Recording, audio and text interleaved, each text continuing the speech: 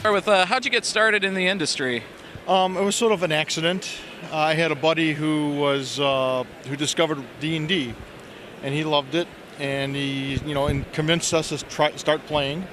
And in fact, he had to start with this other group. And the first 2-3 times I played D&D, I said, role-playing is stupid. I hate it. I'm not going to do this again. And then my friend Julius Rosenstein, who would later become one of my employees, we were good buddies, says, well, no, what you got to do is let me run you something. Because the game we were playing, it was an established game, and they already had like 6-8 players. And it's one of these things where, and it was a classic, almost joke nowadays where you're a first level character and you're playing with all these other guys who are like 3rd or 4th or 5th level. And you're wearing like, a rag that's supposed to be armor, and you got your little dagger. And every time you're about to do something, one of the other players comes in, it's like, don't worry, we'll take care of this. And you're like, thank you. And it just stunk. We couldn't do anything, and an ogre slaps you and you're, I hit points, I'm down to 2 hit points. And it just stunk. So I'm thinking role-playing is awful. Julius convinces me to play one more time with him as the game master and like these 3 other newbies. We all start out as first level characters. Julius is a great game master. It was just fantastic. Even though my character died, it was still fantastic. And anyways, we leave the dungeon running for our lives with a bunch of orcs and trolls after us. And we get out. And we're like, yeah, this was great. And I go, wait a minute. And my character sticks his head in to flip him off. Shoot! Natural 20. And I'm like, and Julius is like, how many hit points you got left? I go like, 5? Oh man, that was a giant size, spear. You just took like 20 points of damage. And I'm like, what? I'm dead? So 30 years later, what am I doing? Role-playing games. So that's how I got started. Oh, you want to tell me a little bit about Rifts? I think it's kind of become the Palladium's flagship game, hasn't it? Yeah, Rifts is very much our flagship game. It's the guys joke around now calling it a post-apocalyptic game, which makes sense because it is. Because unlike most post-apocalyptic games are 6 months, a year, 10 years after the collapse, and it's all about survival. And Rifts is like 200-300 years after the collapse of human civilization and the return of magic, and civilization is actually on the rise. So it is post-apocalyptic. For the apocalypse, you got to go back to Chaos Earth. That's right, Chaos Earth, Rifts Chaos Earth. You want to actually live through the apocalypse. But Rifts is cool because there's so many civilizations.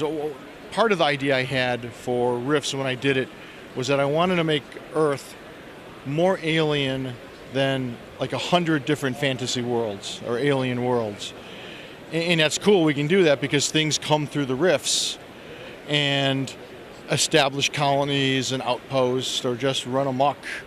So you have all these weird environments and you got magic versus technology, you've got cyborgs and dragons, and it's just this beautiful combination of everything. You got demons and monsters and the horror elements. It's really a multi-genre game, and players and game masters can just kind of pick the elements they love most and just run with it. So you can do anything. It's really only limited by your imagination.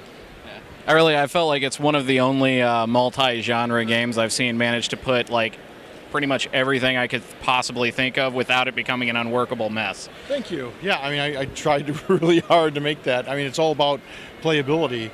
So while I wanted people to feel like they could do anything and everything, like I said, infinite possibilities, you have to be careful so it doesn't just become this crazy jumble that doesn't work. So, and luckily it works, and we've been selling it. It was 20 years, our 20th anniversary last year for Rifts. So, that's right, it was. yeah. And, what are you up to with Palladium Books altogether now? It's 1981 with Mechanoid Invasion, so 30 years. 30 years, yeah. Years Palladium's for the overall 30 years company. old. Yep. Right. Yeah, it's hard to believe, except when I look in the mirror and I see the white hair. I wouldn't guess you a day over 32. Oh, gee, thanks. Don't buy it, but I'll accept that answer. Right on. We want to support all our lines. And one of the things people have just been begging me to do, and so I'm going to have to find a time to do, is the 2 source books that we promised a long time ago for Beyond the Supernatural, one of our horror games. I'm looking forward to that actually quite a bit. There you go. And plus, it's cool because you can combine those elements with Nightbane or Dead Rain or Zombie Game. In fact, someone was telling me they had a wild game where they actually brought in superheroes versus zombies, and they said it actually worked really well. It was really cool. Yeah, that was just something I never thought of. I just have these really strong ideas about just a really spooky, creepy, modern horror game, and so I think we're really coming across with that. So the 2 books I'm finally coming out with are going to be Beyond Arcanum and Tome Grotesque. So basically a monster book and a magic book, and people have been clamoring for those for like years, and I'm going to find the time to do them. What are some upcoming products for the Palladium Books line just all over the place? Well, we got Robotech New Generation Sourcebook. That'll be followed by Robotech New Generation Sourcebook dealing with the Genesis pits. Robotech fans will know what that is. It's a Robotech stuff. We've got Megaverse in Flames for Rifts. We've got Lemuria for Rifts. We've got the Rifts of Vampire Sourcebook that goes along with Rifts Vampire Kingdoms that was just released at this show. We've got 1 or 2 things for Nightbane. I've got a guy working on something for Heroes Unlimited. So we got all kinds of stuff. Oh my gosh, for Rifts we just got a ton. The Black Market, Northern Gun Sourcebook, Ish Pemming Sourcebook, Titan Industries Sourcebook. Yeah, it's going to be great. I think you had me at Northern Gun, Ish Pemming. All right. I want to ask about Rift's Promise of Power. Is there any chance of that getting ported to a system that's more current? I don't think so. I forget what the problem is with that. It has something to do with the operating system, and yeah. So not likely. Yeah, it was a great game. It was. I saw it won a bunch of awards. Like it took didn't at its release at E3, it took best tactical strategy game, didn't it? Yep, and I think best new mobile game. Yeah. So yeah, it did really, really well. I mean, critically did well. That Nokia had put more money and time on developing that game than any other game up to that point. The problem was the Engage was mismarketed, and it just tanked here in North America, U.S. and Canada, where our products are most known. Okay, we're seeing a resurgence of Robotech. That's actually a big deal around our little show because one of our partner Jay Random, he was here yesterday. I don't know if he came by at all. Probably. I know. Well, I do know he came by. He came by to see if the new Robotech thing was out. That was I think the first game he ever played. So, yeah, a lot of people. Ninja Turtles, Robotech Rifts, those are like the big 3. Palladium FRPG I actually played before Dungeons & Dragons. Oh, cool. So I lucked out there.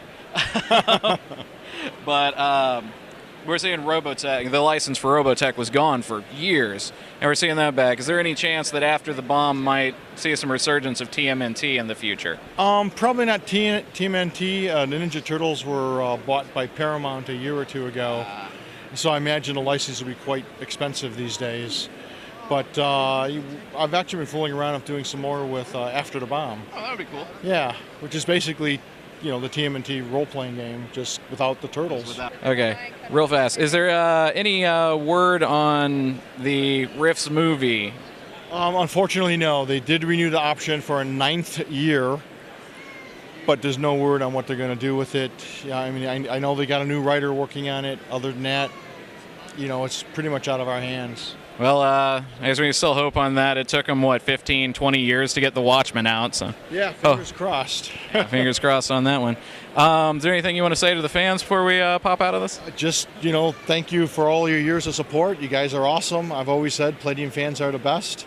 So, keep the support going, and we'll try to keep cranking out great games. All right, this is Fabulous Mr. Fox with Role Playing Roulette talking to Kevin Siembieda, hardest working man in role playing. Thank you very much.